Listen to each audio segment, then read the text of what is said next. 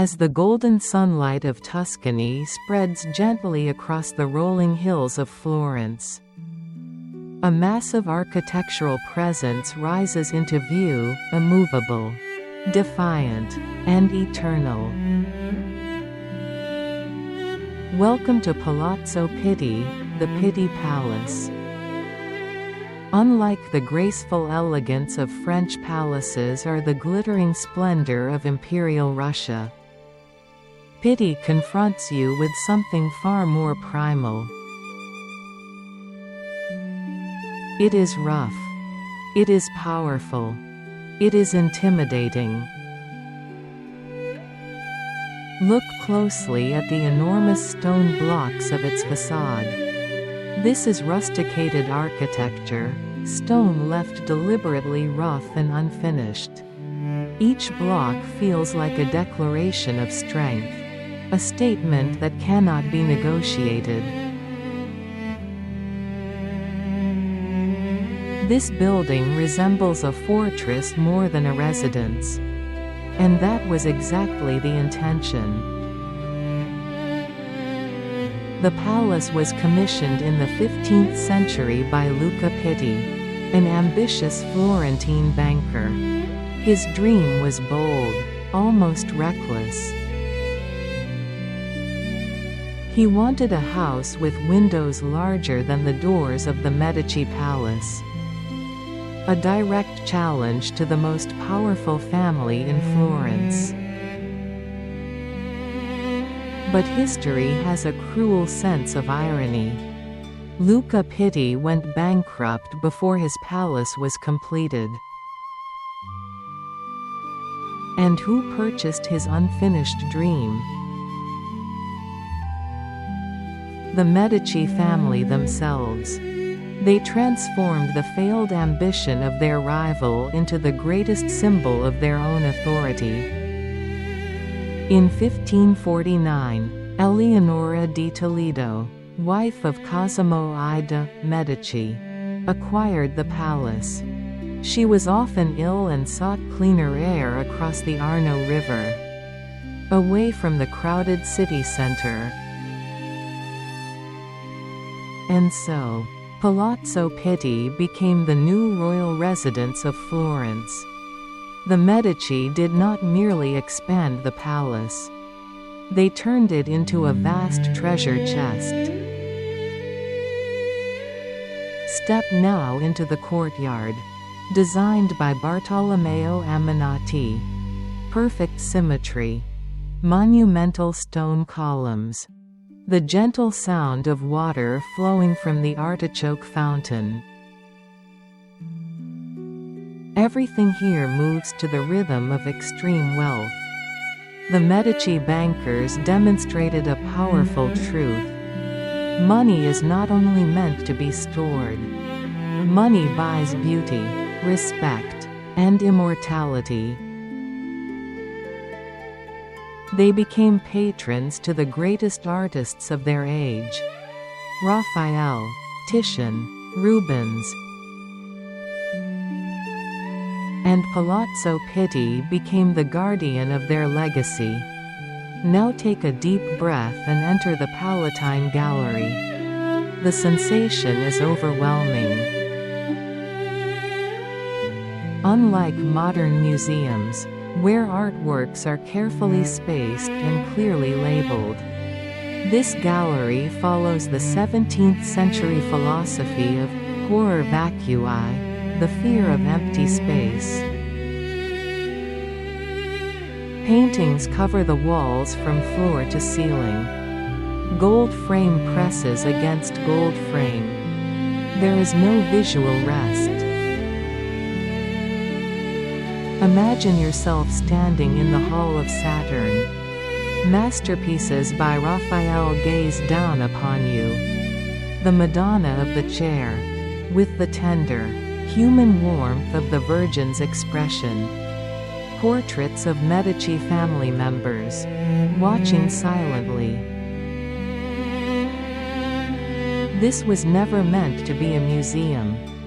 It was their living room. They dined beneath artworks worth fortunes. They lived surrounded by genius. Above, ceilings explode with frescoes by Pietro da Cortona, narrating the education of a prince. Light from Murano crystal chandeliers dances across crimson silk curtains and gilded frames. The atmosphere is warm, yet heavy. The weight of gold, gemstones, and history presses into every breath of air.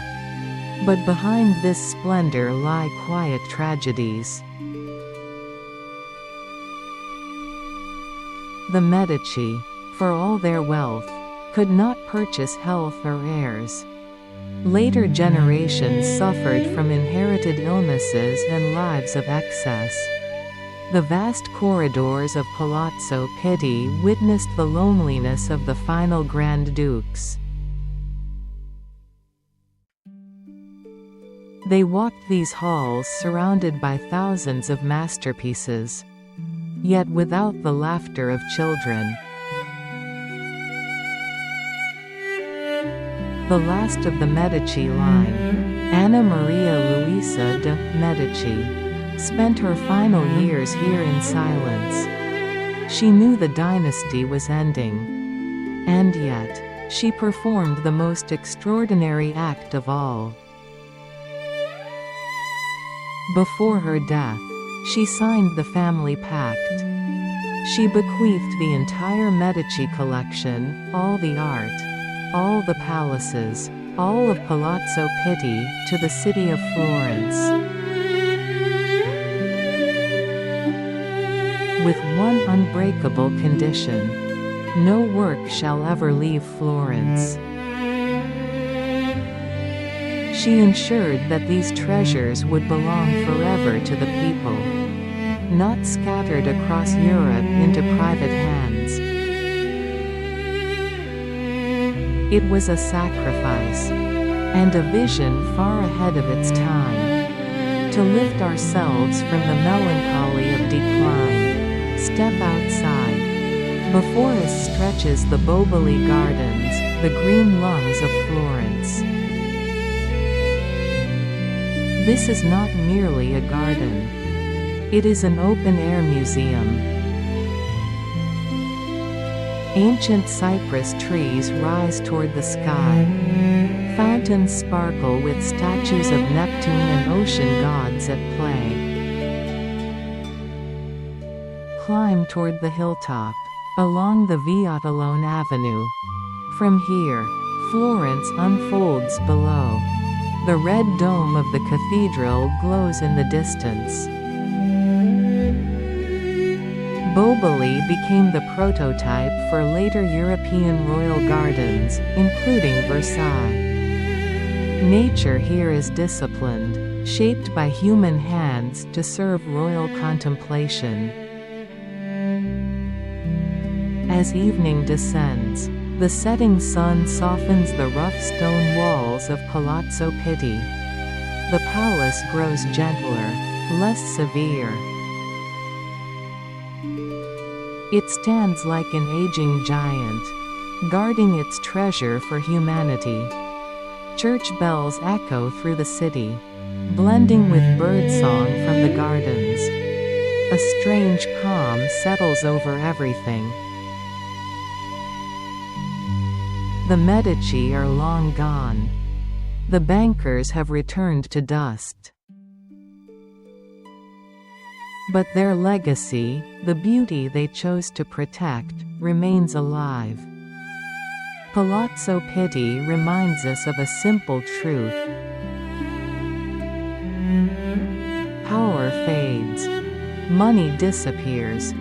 But art and culture endure. Thank you for walking with me through this world of stone and gold, ambition and beauty. I hope you found yourself immersed in Florence's mesmerizing history. Do not forget to subscribe, so we may continue discovering the world's greatest masterpieces together. Farewell, Florence.